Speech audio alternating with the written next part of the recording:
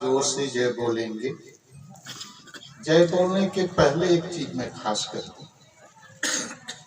अलग अलग मंदिर से, अलग अलग मठ से, अलग अलग एरिया से बहुत से संत महात्मा आए हैं, अपने अपने विचार रखते हैं। तो एक दूसरे प्रवक्ता के ऊपर दूसरे को उस पर क्रॉस नहीं करना चाहिए। क्रॉस करोगे तो फिर पूरा सत्संग क्रॉस में चला जाएगा। इसलिए खास निवेदन है, दिन में मैं कभी नहीं कहा था कि मूर्ति की पूजा मत करो, मत करिए ना, किंतु हमारे इसलिए क्रॉस ना करो तो ज्यादा अच्छा है। खास बात यह है, अपनी बातें रखें, सकारात्मक रखें। जिसको जो ग्रहण करना है वो ग्रहण करेगा और जिसको छोड़ना है वो छोड़ेगा। सार सार को कही रहे थोथा दे उड़ा है, ये कबीर साहब का सिद्धांत है। अब अपनी बातें कह दो। परम पूजनीय मुद मंगलमय संत समाज,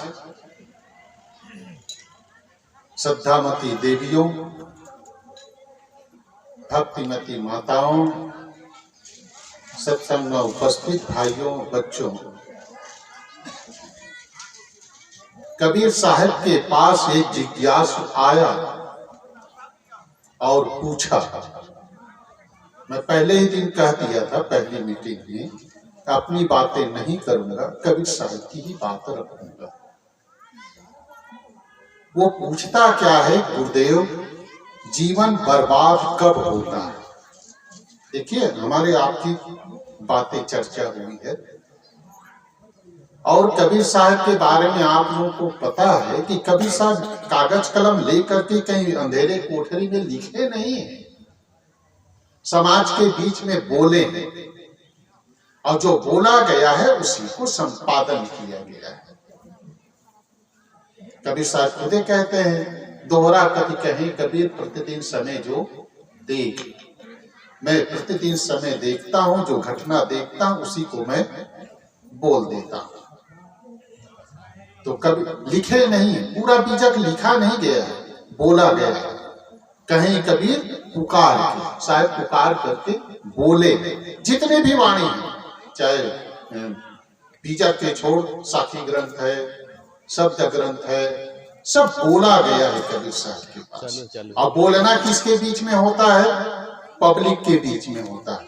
या तो कोई जिज्ञासु बैठा हो, पंडित आए तो पंडित के बीच में बात किए, मुल्ला आए तो मुल्ला के बीच में बात किए। ज्यादातर कबीर साहब किनके बीच में बात किए हैं जानते हो? कहीं कबीर सुनो भाई साधु, साधु के बीच में कबीर साहब बात की। यहाँ साधु लोग बैठे हैं, आप लोग भी साधु के ही एक रूप है, डब्बे में जुड़े हैं, इंजन में जुड़े हैं। खास बात जो अब कहने जा रहा हूं वो है, कबीर साहब के पास एक जिज्ञासु आया और पूछा, गुरुदेव जीवन बर्बाद कब हो जाता है? बर्बादी का कारण क्या है? मेरे सतगुरु ने बहुत ही सुंदर एक साखी कही। मांस खाए मदिरा पिए, धन बेश्या सो जाए, जुआ खेली चोरी करे, अंत समूला जाए। कबीर साहब कहते हैं 5 कारण बताते हैं बर्बादी का। पहला कारण क्या? मांस खाना। मांस खाना मतलब हिंसा करना। मदिरा पिए, मदिरा तो समझ गए, शराब, शराब पीना। धन बेश्यास हो जाए, पैसा में औरत खरीदना। कहीं प्रेम प्यार हो जाए वो अलग चीज होती है, किंतु पैसा में औरत को खरीदना और पैसा में औरतें हैं अपने शरीर को बेचना, दोनों हुआ ना। वो बेचाने के लिए तैयार है तभी कोई खरीदेगा। मांस खाए, मदिरा पिए, धन बेश्यास हो जाए। मांस खाना मतलब हिंसा करना, दारू पीना, शरीर को बेचना या शरीर को खरीदना, जुआ खेल और जुआ खेलना, ये जुआ जो खेलते हैं, और जुआ खेल, चोरी करे और चोरी करना। मेरे सतगुरु ने 5 कारण बताए हैं बर्बादी का। थोड़ी थोड़ी इस पर चर्चा कर ले, फिर आगे ये और प्रश्न आता है, उसके भी वही चर्चा मैं पूरा करूंगा इसको। मांस खाना क्या है? बगैर हिंसा के मांस पैदा नहीं होता है। आदमी मर जाता है तो क्या करते हैं? आदमी मर जाते हैं तो उसको छूना भी क्या, वो अर्थी जब ले जाते हैं ना उसमें खाली शामिल हो जाते हैं। इतने से लोग नहाते हैं, नहाते हैं कि नहीं? नहाते हैं। और मांस किसको कहते हैं? जिस प्राणी से जीव निकल जाता है वो मुर्दा कहलाता है। मांस कभी जिंदा नहीं होता है, मांस हमेशा मुर्दा होता है। कबीर साहब और कई जगह कहे हैं, जी मत मारो बापुरा सबका एक है प्राण, हत्या कबों ने छूटी है कोटिन सुनो पुराण। रात दिन कथा सुनते रहो, इधर हत्या करते रहो तो कभी पाप से कटने वाले नहीं हैं। ये पंडित लोग बहुत सस्ता सस्ता आपको दवा दे देते हैं। अमुक जगह जाओ ये चढ़ा दो, अमुक जगह जाओ वो कर दो, अमुक जगह नहाओ ऐसा हो जाएगा। ये खाली कहने का है, कहने का। आपकी लड़की को किसी लड़के ने छेड़छाड़, उसका पूरा इज्जत ही लूट दिया, उसके जीवन को बर्बाद कर दिया। और वो आदमी जा करके गंगा स्नान करके आए और गांव में कहे, भैया मैंने जो पाप किया था उसके प्रायश्चित में मैं गंगा स्नान करके आ गया हूं, तो आप लोग या गांव वाले लोग माफ कर दो कि भैया इसका तो पाप भूल गया, ऐसा कहोगे क्या? मानोगे? नहीं मानोगे ना। देखिए हम परख की बात रखते हैं, विचार की बात रखते हैं। आप भी सोचो, हम भी सोचे, सबको सोचे, सोचने की बात वहां रखिए। कबीर साहब ये अंधविश्वास के कट्टर विरोधी थे, कट्टर विरोधी। जब आप खुद नहीं मानते हैं कि आपकी लड़की के साथ किसी ने गलत काम किया, गंगा स्नान करके आ गए, 4 घंटा माला जप लिया या किसी देवता की पूजा कर दी, तब भी जब आप उसको माफ नहीं करते, नहीं बैठा होना चाहिए, नहीं उसको सजा मिलनी चाहिए। इसका मतलब ये हुआ कि गंगा स्नान करने से, माला जपने से, कहीं आरती जला देने से पाप कटता नहीं। आप भी मानते हैं, ये मैं कह रहा हूं इसलिए नहीं, वो आप भी मानते हैं कि केवल इतने करने मात्र से किसी का पाप कटता नहीं है। इसलिए हकीकत को समझो, सबको समझो। मांस कैसे बनता है? किसी जीव के निकल जाने के बाद मांस बनता है, वो लाश बनता है। और किसी के जीव को आप काटोगे, मारोगे, तो उसको तकलीफ होगी कि नहीं? होगी ना, तकलीफ तो होगी भाई। खाओ काहि पर खा लो, चित देखो तित प्राण हमारो, मेरे सतगुरु ने कहा है। मैं जिधर देखता हूं मेरा ही तो है, मेरे ही तो प्राण प्यारे हैं सब। और आदमी के लाश के साथ जब आप छूत मानते हैं तो पशु के लाश भी तो वैसे ही है। जस मांस पशु की तस मांस नर की, रुधिर रुधिर एक सारा जी, और पशु की मांस भखे सब कोई, और नर ही न भखे सियारा जी। ये किसने कहा है? मेरे सतगुरु ने कहा। जस मांस पशु की मांस, आदमी के मांस में कोई फर्क नहीं रहेगा। ऐसे काट करके आप कहीं पर रख दो तो दिखेगा नहीं। हाँ, मांस मतलब मांस। आदमी के मांस को कोई नहीं खाना चाहता है, छूत मानता है। पशु के मांस को खाते हो तो कबीर साहब का कहने करता है वो भी छूत है। हाँ, पशु के मांस भी छूत है। जब मर जाता है तो कहां डालते हैं? जमीन में गाड़ देते हैं या जला देते हैं। तो आप अपने पेट को काहे कब्रिस्तान बना रहे हो? मांस को डाल रहे हो ना, लाश को डाल रहे हो, कब्रिस्तान हुआ क्यों? समझो, पहले समझो कि किसी जीव को मारने से कितना कष्ट होता है। जब मैं पढ़ रहा था, हमारे एक प्रोफेसर नहीं, एक तहसीलदार का मित्रता हो गई थी। उसके लड़के मेरा क्लास फेलो था, उसके घर बिल्कुल आना जाना बैठना होता था। तो इसी रायगढ़ जिला का एक घटना उन्होंने सुनाया। रायगढ़ जिला का क्या घटना थी, बहुत संक्षेप में कह देता हूं।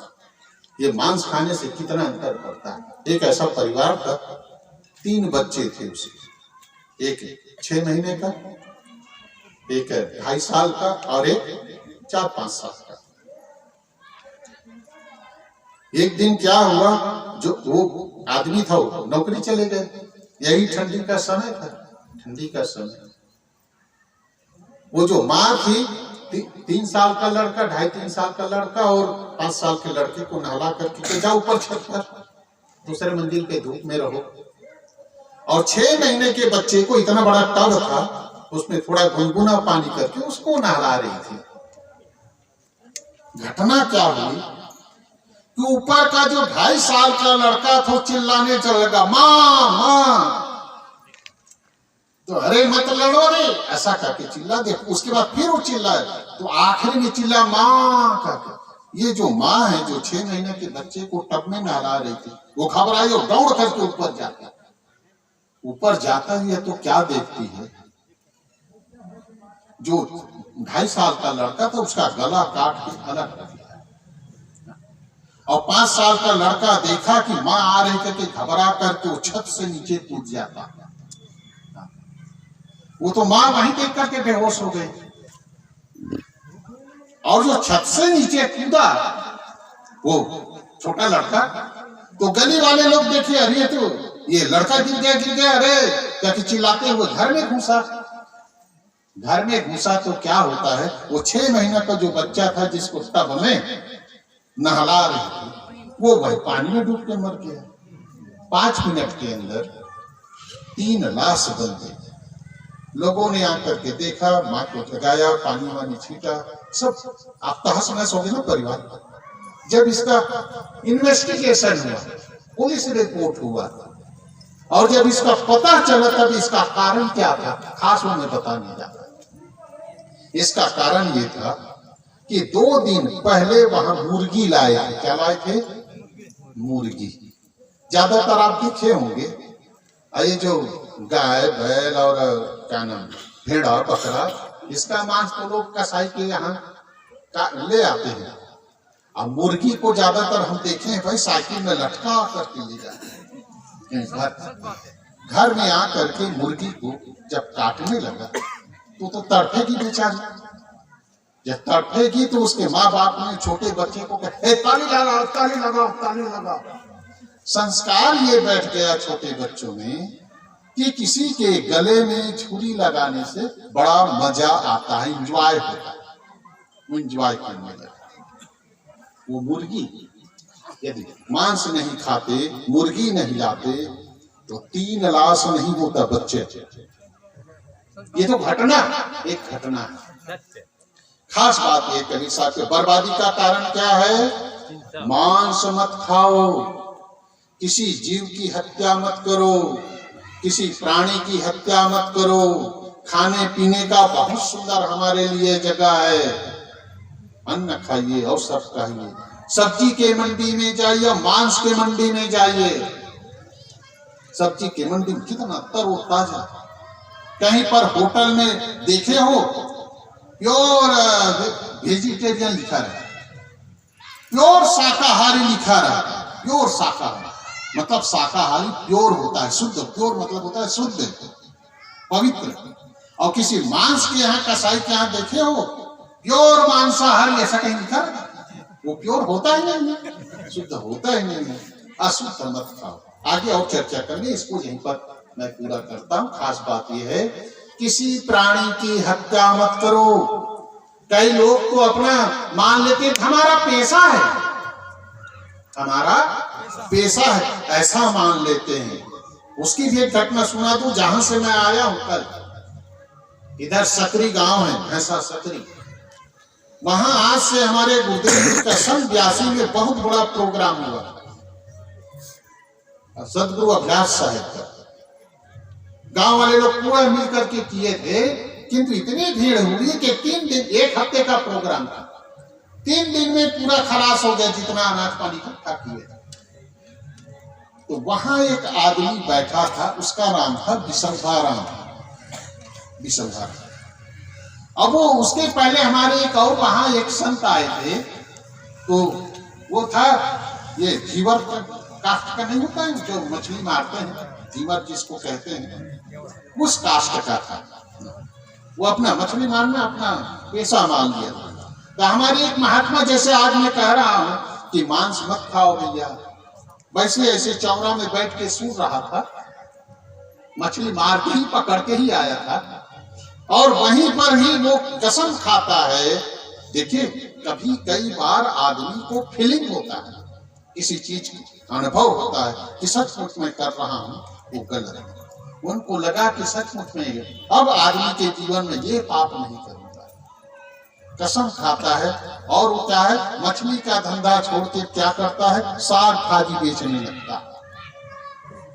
पहले साल उसके पास कुछ नहीं था, मैं सही घटना सुना रहा हूं, कहानी नहीं कह रहा हूं, कुछ भी नहीं था। वो साग भाजी किसी का रेगहा लिया, 1 एकड़ जमीन, इधर भी रेग लेते हैं ना, रेगहा लिया, उसमें साग भाजी को करके बेचा, कुछ पैसा बचा, दूसरे साल जमीन खरीदा, तीसरे साल और खरीदा, और कितनी जमीन हो गई जानते हो, 148 एकड़ जमीनों बनाए। ताली लगा दो, 148 एकड़ जमीनों बनाया। अब वही कुछ दिनों के बाद गुरुदेव जी वहां, उनका प्रोग्राम हुआ सन 82, जो बता रहा था 3 दिन में सारा भोजन पानी खलास हो गया। अब पब्लिक और बढ़ती जा रही है, पब्लिक तो विशंभाराम को फिर सब गांव में निकला, बेचारे लोग जो रुका आयोजक विशंभाराम को पता चला। उसने कहा कोई किसी से मांगने की जरूरत नहीं, पूरा गाड़ा के गाड़ा, बोरा के बोरा अपना अनाज खोल दिया, और 1 सप्ताह तक इतना विशाल प्रोग्राम हुआ, इतना विशाल प्रोग्राम हुआ। और गुरु जी से दीक्षा ली, पूरा परिवार दीक्षा लिया। एक लड़का इंजीनियर है, एक लड़का मास्टर है, एक लड़का खेती करते, एक लड़का पिछले साल शायद उसका शरीर छूट गया, ऐसा दोनों चले गए हैं पति पत्नी। वो आश्रम बनाए, उस आश्रम में हमारे गुरु भाई संत हैं, वरिष्ठ संत हैं, श्री गुरजतन साहब जी, वो नवा पारा में रहते थे, वहां जाके समाज। नया पारा के बाद छत्तीसगढ़ में पारक सिद्धांत का, इलाहाबाद शाखा का कोई यदि विशाल आश्रम है तो सक्रिय आश्रम हो गया 10-12 साल में, ज्यादा दिन नहीं। कब हुआ? मछली मारने के धंधा को बंद किया तब। आज तक मैंने नहीं देखा है कोई अंडा मछली मांस बेचने वाले का बहुत बड़ा मकान हो, गांव का बहुत बड़ा आदमी, ऐसा मैंने आज तक नहीं देखा है, आज तक नहीं देखा। वो खप्पड़ होगा, वो छप्पर हो जाए, किंतु ढाबा नहीं करता।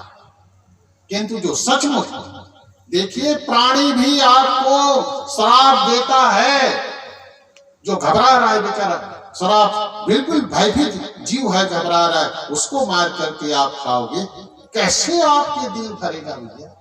कुछ नहीं। अमुक खाता है, अमुक खाता है, अमुक खाता है, इसलिए आप खाओगे, ये कैसा है?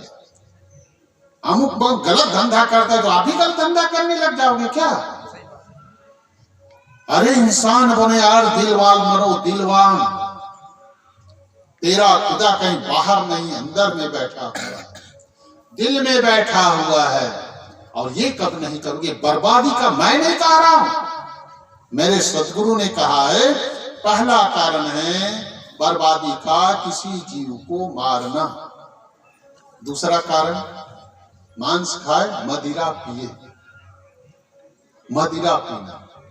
शराब किसे कहते हैं? सर धन आब, आब मतलब होता है पानी, और सर मतलब होता है शरारत। जिस पानी को पीने के बाद आदमी में शरारत पैदा हो जाए, उस पानी का नाम है शराब। शराब मत पियो। मेरा ख्याल है इस लोहड़िया गांव का आदमी जितना पानी में डूब के नहीं मरा होगा, कुआं में गिर के नहीं मरा होगा, तालाब में डूब के नहीं मरा होगा, उससे कई गुना ज्यादा इतना छोटा बॉटल में डूब डूब करके मर गए। मेरे से ज्यादा आप जानते होते होंगे गांव वाले लोग। मैं तो मेहमान आया हूं आपके यहाँ, मेहमान आया हूं, किंतु ये पक्का मैं कह रहा हूं, पक्का, इसमें कोई दूसरी बात नहीं। एक बॉटल अब वो अकेला डूब के नहीं मरा, घर को डुबा डाला, बाल बच्चे को डुबा डाला, धन दौलत को डुबा डाला। कबीर साहब कहते हैं यही तो बर्बादी का कारण है। बर्बादी का कोई दूसरा कारण नहीं है। आपको गवर्नमेंट ने 2 रुपया किलो में अनाज दे रहा है और आपको नरेगा के नाम से अभी रोजगार गारंटी चल रहा है। कितने घंटा काम करते उस पर मुझे प्रश्न नहीं है। गवर्नमेंट आपके व्यवस्था के लिए बहुत सुंदर व्यवस्था की, चाहे जो गवर्नमेंट, मैं पार्टीबाजी की बात नहीं करता, दिया है ना। तो जो 100-200 जो रोजगार गारंटी मार रहे हैं उसको जमा करो ना मेरे भैया, जमा करो, आगे का आयोजन करो। किंतु करते क्या है लोग, खाने के लिए चावल तो मिल ही रहा है, खाने के लिए चावल तो मिल ही रहा है, और इस पानी, जो पानी को उबाल के पीना उसकी जगह पे आप शराब पी करके ला रहे हो, तो बर्बादी नहीं हुआ क्या? इसी को तो बर्बादी कहते हैं। इसलिए शराब कोई मत पियो भैया, शराब कोई मत पियो। कहा जाता है, एक छोटा सा उदाहरण, कहा जाता है कि अकबर एक बार उसने कहा कि बीरबल, देखिए जितने कहानी है कई बार समझाने के लिए भी बढ़ा चढ़ा करके कर देते हैं, और बीरबल बड़ा होशियार था, अकबर को बिल्कुल गंवार सिद्ध किया जाता जितने भी उसके कथा आती। अकबर राजा था और बीरबल मंत्री था। देखिए अकल होने से ही कोई राजा नहीं बन जाता है, सबका अपना अपना भविष्य है। अकबर बिल्कुल निरक्षर था, पढ़ा लिखा नहीं था, किंतु 54 साल तक किसी देश में राजा बना। और बीरबल बहुत होशियार था, किंतु खाली उसकी चमचागिरी करते रहे, राजा बन पाया नहीं। अकबर कहता है बीरबल एक बॉटल शराब चाहिए। कथा है, पता नहीं वो शराब पीते थे नहीं पीते, किंतु कथा है। कहे ठीक है साहब ले आएंगे। कुछ देर के बाद वो लाया तो एक बॉटल शराब रखा और उसके बाद इतना बड़ा पोटली भी रखा। बीरबल ये क्या चीज है? अरे साहब शराब पियोगे, कुछ खाने की इच्छा हो जाएगी, फिर मुझे जाना पड़ेगा बाजार, इसलिए मैं मांस सब्जी, बना हुआ सब्जी, बिल्कुल तरकारी जिसको कहते हैं, वो मैं ये बना करके आपके सामने ऐसा बढ़िया सजा करके रख दिया। अच्छा बीरबल बड़ा होशियार हो यार, मांस ले आया। इसके बाद तुरंत एक एकदम रूपवती 20-25 साल की एक लड़की खूब संवार करके अंदर घुसती। अरे ये कौन है? अरे साहब शराब पियोगे नशा चढ़ेगा, मांस खाओगे शरीर में उत्तेजना आएगी, तब कहोगे पहले मुसलमान लोग यही सब तो किए हैं, हराम महल कहां से पैदा हुआ? ये मुसलमानी लोग हैं पैदा किए, हमारे हिंदू संस्कृति में नहीं था। बाद में तुम तो कह के औरत चाहिए कहोगे, नहीं औरत चाहिए, कहां से लाऊंगा, इसलिए पहले से तैयार करके ले आए। देखा वो औरत को देख करके मुस्कुराने लगा। इतने में क्या होता है, इतना बड़ा एक वैद्य राज में आता है, ऐसे कुछ नाड़ी वाड़ी का लेकर, क्या ये कौन है? अरे साहब मांस, शराब पियोगे, मांस खाओगे, गलत काम करोगे, बीमार भी तो पड़ सकते हो, बीमार भी पड़ सकते हो, इसलिए मैं पहले से दवा ये वैद्यराज को ले आया। कहां फिर खोजने के लिए जाऊंगा? आई वैदराज जैसे प्रवेश की इतने में इतना बड़ा बक्सा लेकर के दूसरा आदमी आता है, प्रवेश करता है। क्या ये क्या चीज है साहब? ये दवाई है? तो इतनी सी दवाई? अरे साहब पता नहीं कौन सी बीमारी लग जाए आपको, बार बार कहाँ दौड़ाएंगे, तुरंत आपका इलाज होना चाहिए। दवा सामने रहेगा तभी तो तुरंत पिलाएंगे। अच्छा, इतने में क्या होता है कि एक आदमी सफेद वो जो कफन उड़ाते हैं वो ले आया। क्या ये क्या है? ये काहे का कपड़ा? ये तो कफन। कहे साहब आप मदिरा पिएंगे, मांस खाएंगे, गलत काम करेंगे, दवा है लागू नहीं पड़ा तो आखिर में क्या होता है? मर जाते हैं। मरने के बाद कफन तो उठाना पड़ता है ना, इसलिए कफन भी ले आया, इसलिए कफन भी ले आया। ऐसे कहीं रहा था, इसमें कई लोग आ गए, राम बोलो भाई, राम बोलो, राम बोलो भाई, राम बोलो। क्या ये क्या है? क्या साहब तुम अकेले तुम उठोगे? मैं आदमी भी सब ले आया। मर जाओगे तो कोई 4 आदमी खाने वाला भी चाहिए, ले जाने वाला चाहिए। अकबर समझ गया।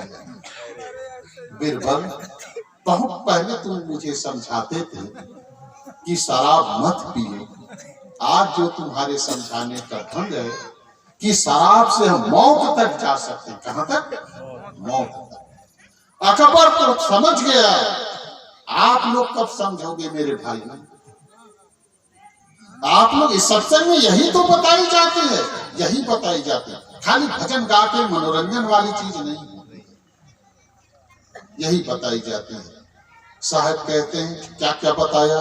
एक हिंसा करना, मांस खाना बर्बादी का कारण, दूसरा शराब पीना, तीसरा है वेश्यागमन करना।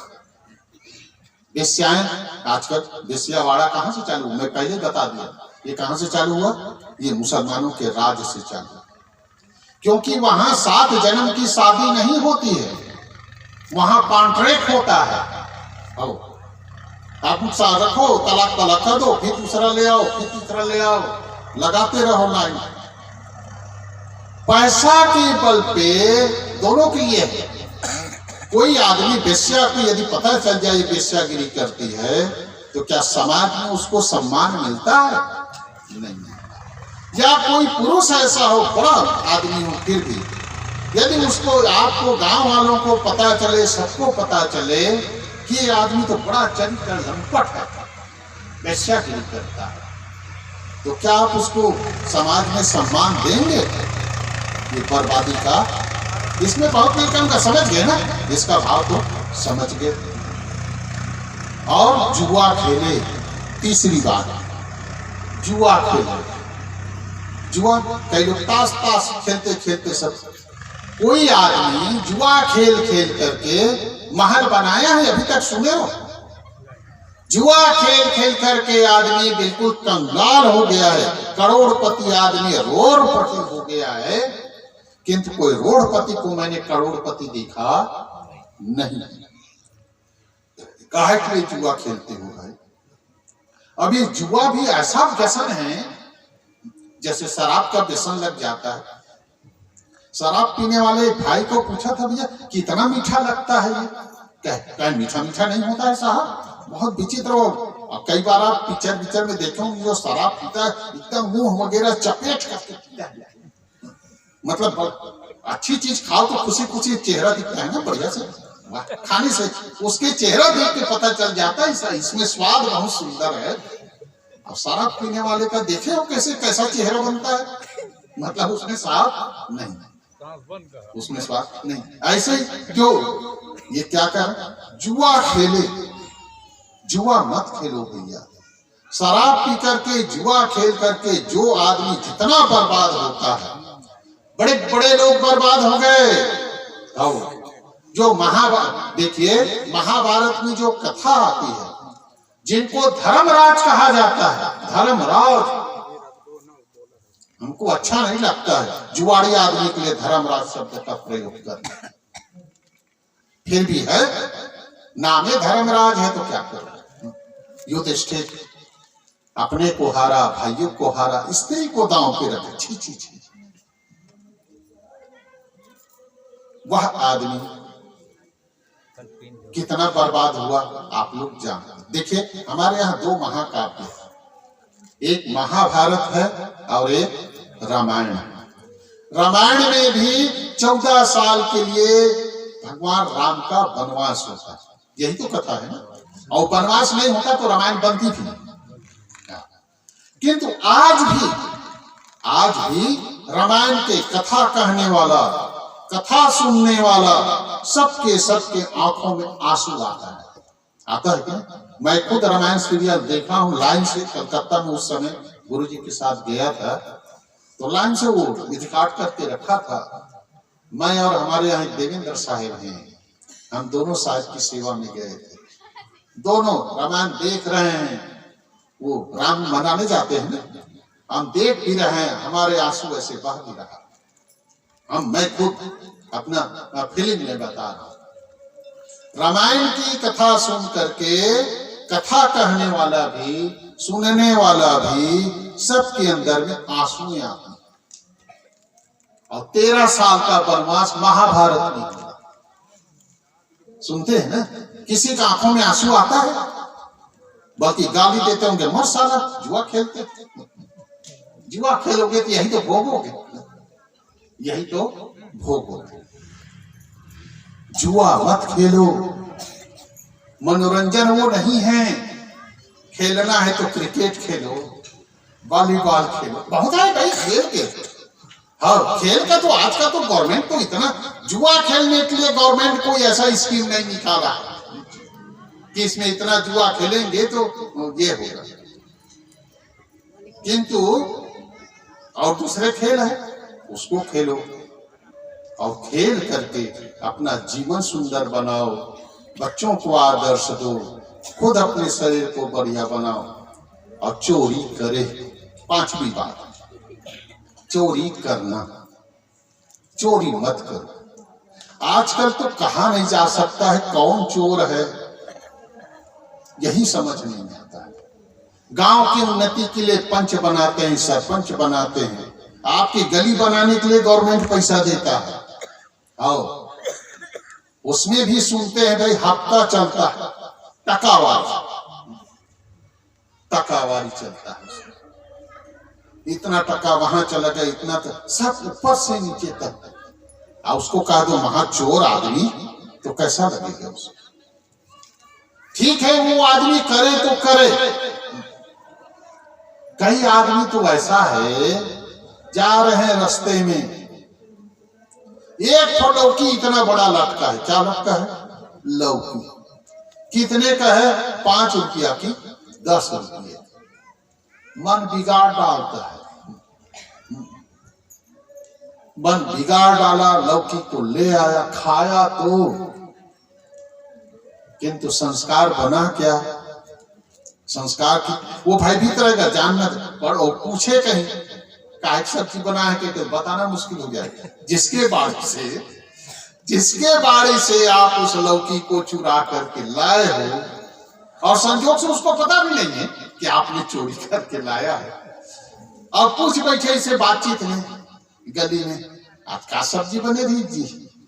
अब बताना भी मुश्किल, कहीं जान तो नहीं गया है ये। जिसके अंदर में चोरी पना रहेगा, जिसके अंदर में चोरी पना रहेगा, वो आदमी हमेशा भयभीत रहेगा। तो मेरे सदगुरु ने बताया 5 कारण है काहे का? बर्बादी के। साथी याद कर लो, मांस खाए मदिरा पिए, धन बेश्यासो जाय, जुआ खेली चोरी करे, अंत समूला जाय। अब वो जिज्ञासु दूसरा प्रश्न करता है, गुरुदेव जीवन बर्बाद होता है उसका कारण तो बता दिया, और जीवन अब बनेगा कैसे? बनाना भी तो है ना। बर्बादी का कारण तो पता चल रहा है, अब बनने का कारण क्या है? मेरे गुरुदेव बहुत सुंदर उदाहरण देते हैं। इसको भी एक साखी में कबीर साहब कहते हैं कि सकलो दुर्मति दूर करो, अच्छा जन्म बनाओ। काज गमन गति छाड़ के हंस गवन चली आओ। सकलो दुर्मति, सकलो शब्द विशेषण लगा है किसके लिए? दुर्मति। दुर्मति मतलब होता है गलत सोचना। पहले हमारी सोच गलत होती, किसी भी काम करो, कोई भी काम, आदमी और जानवर में फर्क है। जानवर क्या करता है? जैसा उसका स्वभाव है वहां स्वभाव है।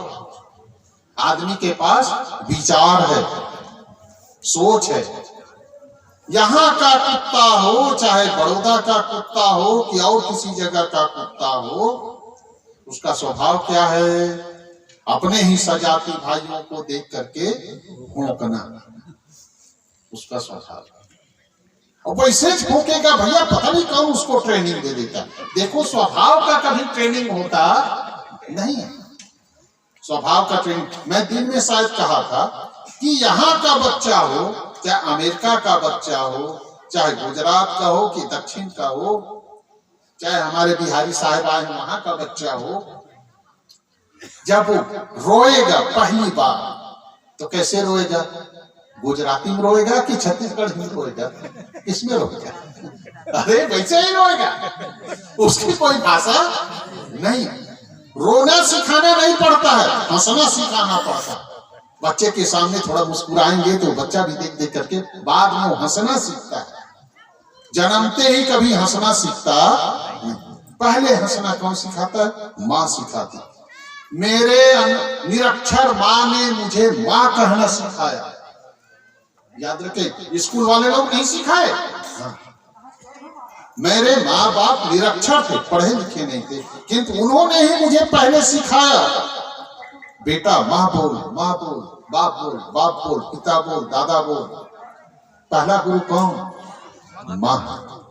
पहला गुरु माँ है। और ऐसे नहीं सिखाया इसे बैठा के सीने में लगा के, अपने सीने से और हमारे सीने से एक करके, धड़कन दोनों का धड़कन एक। आदमी और पशु में यही अंतर है। जब माँ है अपने बच्चे को दूध पिलाती तो सीने में लगा करके, दोनों का धड़कन एक होता है। जब वहां से दूध पीता है बच्चा, वो अमृत होता है। और पशुओं में क्या है? कहाँ रहता है उसका स्थान? पीछे तरफ। वो सीने बिने से लगने से कोई लेना देना नहीं। दूध पी लिया और दूध पी करके भी बचना, फिर उछल उछल के अपना करना, बस। माँ का बड़ा अद्भुत रोल है भाई, सीने से सीने। इसलिए आदमी का प्यार और पशु के प्यार, पशु में प्यार नहीं होता, थोड़े समय के लिए मोह हो जाता है, बच्चा ठीक हुआ चला गया। आदमी का प्यार सीने से जुड़ता है, दिल से जुड़ता है।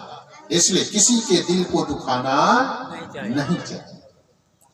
जो बच्चे अपने माँ बाप के दिल को दुखाता है, महाअपराधी, छोटे मोटे नहीं, महाअपराधी। और इसको आप गंगा स्नान करके, कहीं बड़े गुरु के पास जा करके, कंठी पहन करके, आरती उतार करके यदि उसके उरीन से बचना चाहोगे, कभी नहीं हो सकता, कभी नहीं हो सकता।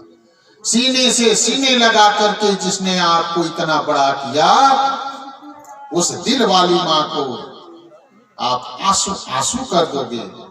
आपकी जब आंसू बहता था, माँ कुछ भी काम करती थी दौड़ के आ जाती। होता है ना बचपन में, उसको इसकी ट्रेनिंग देखिए। प्यार का ट्रेनिंग कहीं देने की जरूरत नहीं होती। माँ को, किसी माँ को, भले बेचारी कई जन पागल जैसे भी हो जाती है कई लोग, उसको यदि आप कहो, उसको भी कैसे बच्चे को दूध पिलाना चाहिए, कैसे प्यार करना, इसका कहीं ट्रेनिंग नहीं होता। माँ का दिल माँ होता, चाहे वो निरक्षर हो। आजकल तो पढ़ी लिखी माँ तो बन गई, बच्चे के लिए आया रख देते, बॉटल का दूध पिलाते हैं, क्योंकि स्तन को यदि पकड़े, बच्चे को पकड़ाएंगे तो उसका जो अपने शरीर को समझते हैं मेरा शरीर सुगौर है, वो गड़बड़ हो जाएगा। तो भाई बॉटल वाला ही आपको लड़का मिलेगा फिर बाद में, याद रखना। अभी बॉटल पकड़ाओगे तो आखिर में बातों का वो आदत बना दिए बचपन से भाई, बचपन से आदत बना दिए। विचार शुद्ध करो, विचार सकलो दुर्मति दूर करो। साहब कहते हैं जितने भी गलत सोच है उसको दूर कर दो। कई लोग ऐसे जो साधु को एक गिलास भी पानी नहीं पिलाएगा, किंजर किंजर के खाते, बैठे बैठे खाते, तो खड़े खड़े खाए क्या? साधु तो आराम से बैठ के ही खाता है। एक गिलास कभी पानी नहीं पिलाया है, किंतु साधु को गाली जरूर देगा। और जिसके अंदर में विचार सुंदर है, शुद्ध है, वो तो इतना अपने आप को धन्य धन्य धन्य मानता है कि सद्गुरु आप मेरे यहाँ आए, मेरे घर को पवित्र किए। देखिए, पवित्र आदमी के मिलने के साथ हमारा मन पवित्र होता है।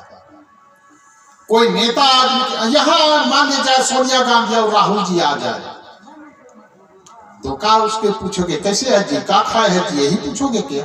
नहीं, वो नेतागिरी की ही बात करोगे, यहाँ कैसे जीतेंगे। जैसे जैसे व्यक्ति आएगा वैसे वैसी चर्चा चालू हो जाता है। जब संत पुरुष आते हैं, निर्मल पुरुष आते हैं, तो वैसे कैसे जीवन को हम निर्मल बनाएं। जिज्ञासु गए हैं ना कबीर साहब के पास, जिज्ञासु जाकर के पूछ रहा है, गुरुदेव जीवन कैसे सुंदर बनेगा? साहब कहते हैं सुंदर बनाने के लिए पहला काम क्या है? विचार को शुद्ध करो, विचार को शुद्ध करो, चिंतन को शुद्ध करो। और चिंतन जब शुद्ध हो जाएगा तो कभी आपके अंदर में गलत चीजें नहीं हो। ईमानदारी ईमानदारी ईमानदारी एक ऐसी चीज है जो उसके बराबर कोई नहीं हो सकता। गुजरात की एक घटना सुना था। एक बहुत बड़ा आदमी था, एक उसका नौकर। देखो, ईमानदारी कहीं बाजार से आप खरीद नहीं सकते हो। और जो विश्वास है ईमानदारी, वो चरित्र में दिखता है, चरित्र। वो आदमी बड़ा आदमी था, किंतु औरत में उसको विश्वास नहीं। वैसे चंचल होते कई लोग, अपने यहाँ के धन दौलत को मैं के ले जाए, छुप छुप के झोला में लेके, और कुछ कैसे विश्वास करेंगे? आप चोरी को पहले बता दिया था, चोरी करना भी जीवन को बर्बादी का कारण। अब उसको क्या किया? उसको मार दिया, लकवा। वो भाई को लकवा मार दिया, उठ बैठ नहीं सकता था। फिर भी जो आलमारी का जो तिजोरी का जो चाबी था, उसके बच्चे नहीं थे, वो नौकर को देता था। नौकर को कहता था तिजोरी, मैं सही घटना सुना रहा हूं, नाम नहीं बताऊंगा, सही घटना सुना। वो तिजोरी चाबी किसको? औरत को नहीं दिया। किसको दिया? नौकर को दिया। खोलना होता था तो कई बार औरत सोचती थी ऐसे सोया है तो चाबी कहाँ रखते थे? अपने सिराने। तो कई बार औरत देखती थी सोया है, चलो ऐसा करके से उलट जाता था, उसको छूने नहीं देता चाबी। क्यों? विश्वास। नौकर ऊपर विश्वास था, नौकर में कुछ नहीं कम, किंतु विश्वास तो कमाया, विश्वास तो कमाया। और आखिरी में जो लगा कि अब नहीं रहूंगा, तो उन्होंने नोटरी को बुला करके, वकील को बुला करके सारी संपत्ति उस नौकर के नाम लिख दिया, किंतु औरत के नाम लिखा नहीं। ये सोच बढ़िया। हम हैं जो लोग नेता बनते हैं, ऑफिसर बनते हैं, देश को अपना तो मानो। देखिए, गुरु भक्ति ही भक्ति नहीं है। और देश भक्ति भी चाहिए, परिवार भक्ति भी चाहिए, सबकी भक्ति। तो मतलब ये मेरा है, ये मेरा है, ये जब आप कहोगे तो उसको बर्बाद होने नहीं दोगे। हम तो जाते हैं, किसी के घर में जाते हैं, बेकार में यदि लाइट जल रहा है, दिन में भी जल रहा है, तो हम कहते हैं लाइट क्यों जल रहा है, बंद कर दो। कहीं आप जा रहे हो, कहीं पर है, नल खुला है, आप देख रहे हो, आपके पास समय है, नल को बंद कर दो। देश हमारा है, ये सब चीज हमारा है। अपनापन जहां देखोगे वहां गलत सोच नहीं होगा। आजकल तो लोग सरकारी नौकरी चाहते हैं और काम करने के लिए आप 100 पैसा लेंगे। ये कैसे है? देश अपना है यार, देश के विकास के लिए अपने तन को लगाओ, मन को लगाओ और धन को लगाओ। इतनी आवाज काहे बढ़ा दी? खास बात। और क्या कह रहा था? अपनी सोच को सुंदर, सकलो दुर्मति दूर करो, अच्छा जन्म बनाओ। अब जन्म को अच्छा बनाओ। मकान को अच्छा बनाना जन्म अच्छा नहीं है। यहाँ पर जन्म कहा, जन्म को कहा कबीर साहब ने। जन्म को अच्छा बनाने के लिए कहा है, मकान को अच्छा नहीं। समझे ना? आश्रम को अच्छा नहीं। बहुत से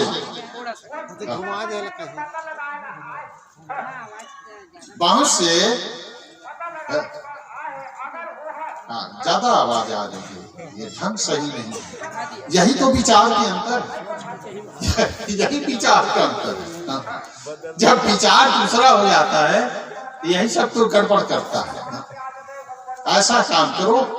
वह देखिए, रामायण वो है, कथा वो है जिसमें दूसरे को तकलीफ ना पड़े। आपको भजन गाने के लिए किसी ने मना नहीं किया। जिसको दूसरे को तकलीफ ना पड़े वो धर्म, वो धर्म। साहिब कहते अच्छा जन्म बनाओ।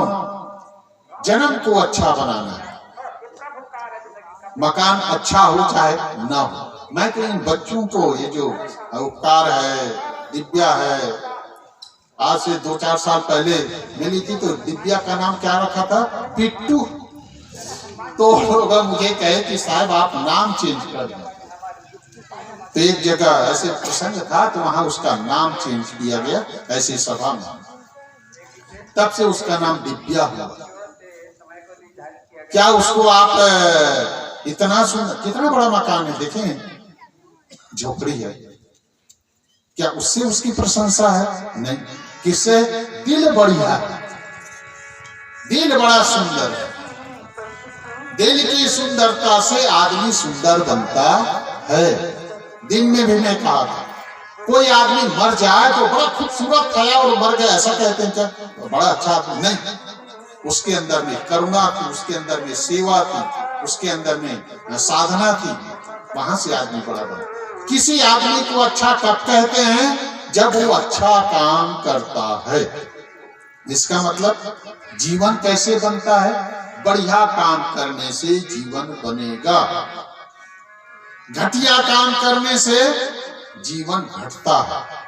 बढ़िया काम करने से जीवन बढ़िया बनता है। सबका आप रंग रोशन करते हो, जीवन का भी तो रंग रोशन होना चाहिए। ये जीवन का रंग रोशन कैसे होता? भक्ति से। देखिए, एक चीज मैं कह दूं, भक्ति माँ है, ज्ञान माँ नहीं है। जिसको कई लोग कहते हैं ज्ञान हो जाएगा तो कल्याण, नहीं नहीं नहीं। भक्ति के बिना आपको ज्ञान हो भी नहीं सकता। और भक्ति के बिना यदि आप ज्ञान है तो आप भौतिकवादी हो जाएंगे, और भौतिकवादी का कभी कल्याण होता नहीं।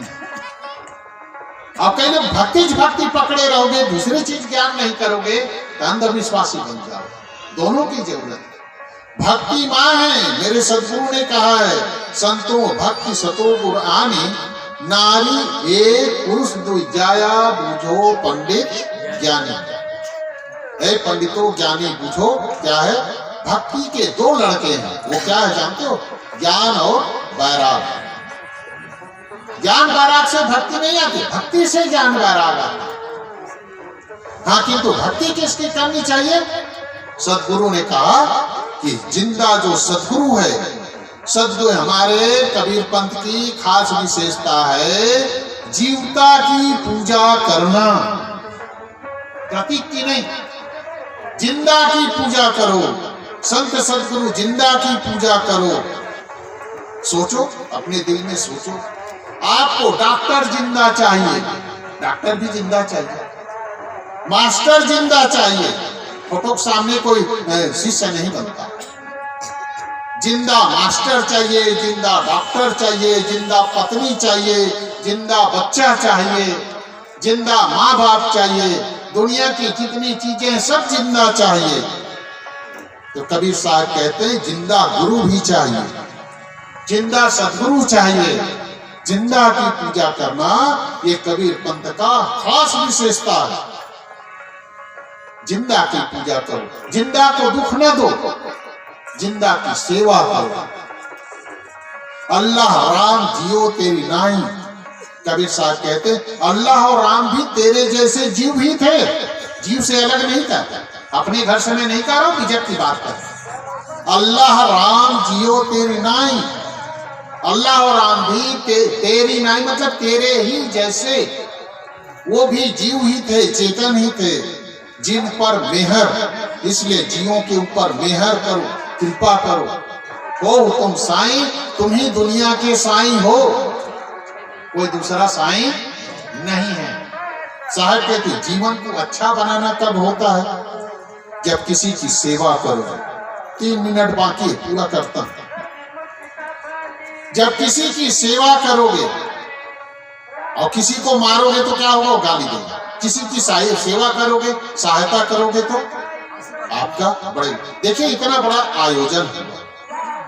कहा जाता है कि एक बड़ा आदमी था, ऐसे मोबाइल रखा था और उसमें भजन सुन रहा था। एक महात्मा बड़ा सुंदर भजन गा रहा था। क्या भजन गा रहा था? भजन ये गा रहा था कि दुनिया में जितने कमाया है सब यहीं छूट जाने वाला है, ऊपर आने वाला नहीं। वो आदमी सुने तो गड़बड़ हो गया, जितना कमाया हूं सब यहीं छूट जाएगा। हकीकत यही है, हकीकत यही भी है, कुछ साथ में आने वाला नहीं है। वो सोचता है मैं तो यहां वहां ले जाऊंगा, मैं तो वहां ले जाऊंगा। बड़ा फैक्ट्री वाला था, अपने 10,000 कर्मचारी को बुलाया, इकट्ठा किया और कहा देखो भाई यहाँ कुछ कमाया हूं, मैं वहां ले जाऊंगा, कोई मुझे रास्ता बताओगे तो 1 करोड़ रुपया दूंगा। कितना? 1 रास्ता बताने वाला चाहिए। कोई ना बताए। 1 हफ्ते के बाद फिर वो मीटिंग किया, अरे भैया बताओ जिंदगी का ठिकाना नहीं, वहां मुझे ले जाना है, 5 करोड़ रुपए दूंगा। तब उसी में से एक तो भी नहीं बता। हमारे यहाँ जैसे महात्मा बैठे हैं, एक महात्मा मिल गए उसको, महात्मा मिला। देखो उन्होंने पहले पूछा उसे, यहां से पाकिस्तान जाओगे तो रुपया चलेगा कि पाकिस्तान का नोट चलेगा? पहले उनको पूछा, क्या वहां का नोट चलेगा, भारत का कैसे चलेगा? अमेरिका जाओगे तो क्या चलेगा? क्या डॉलर चलेगा?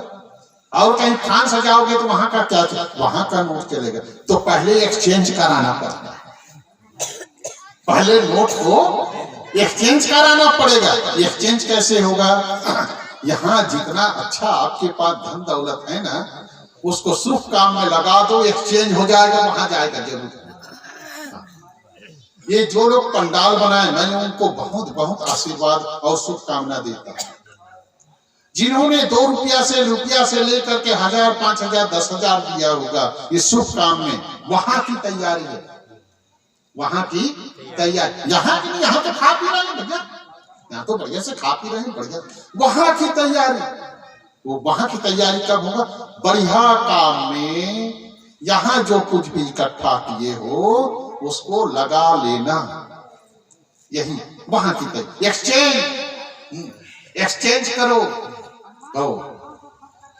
आज भी जैसे हम धान बेच करके, चावल बेच करके, धान बेच करके पैसा लाते हैं, कपड़ा लाते हैं, टमाटर लाते हैं, सब्जी लाते हैं, वैसे ही यहाँ सेवा करके, मदद करके, शुभ काम में लगा करके अपनी कमाई का एक्सचेंज करो। बढ़िया जीवन कब बनेगा? जब बढ़िया काम करेंगे तब।